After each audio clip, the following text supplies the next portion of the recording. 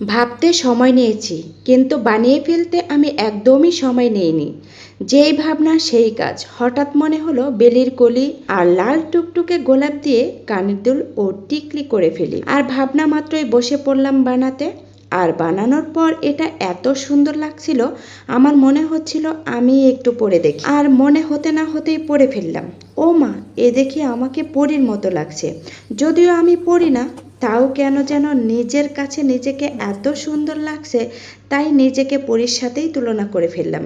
যাই হোক, এই গহনাটা যে পরবে তাকেই কিন্তু পরীর মতো লাগবে। আর এটা পরার সময় হঠাৎ আমার শাশুড়ি এসে হাজির। আমি আছি এক মহা বিপদে। আমার শাশুড়ি আসছে কিছুদিনের জন্য আমার এখানে বেড়াতে। আর আমার শাশুড়ি আসাতে আমি মন খুলে ভিডিও বানাতে পারছি না, কারণ যখনই ভিডিও বানাতে যাই তখনই আমার শাশুড়ি আমার সামনে এসে হাজির। তাও যতক্ষণ ভিডিও বানাবো ততক্ষণ আমার দিকে তাকিয়ে থাকবে। আর আমিও পড়ছি মহা বিপদে। ভিডিও বানাতে গেলে কি আর ভিডিও বানানো যায় এভাবে কেউ তাকিয়ে থাকলে? আর আমার শাশুড়িকে নিয়ে বিপদে আছি বলে অনেক আপুরাই এসে কমেন্টে বলবেন, হ্যাঁ বিপদে তো থাকবেন, সে তো শাশুড়ি। একদমই না, আমার শাশুড়ি আসাতে আমি কিন্তু খুবই খুশি, খুবই হ্যাপি।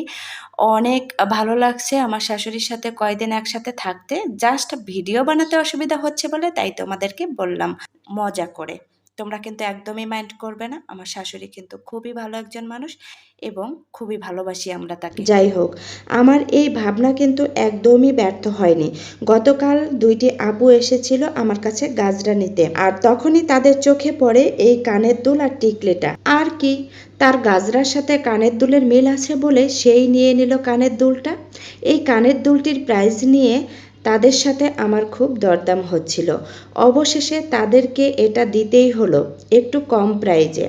আমি জানি না এই দুটি কানের দুল বিক্রি করাতে আমার লাভ হলো না লস হলো।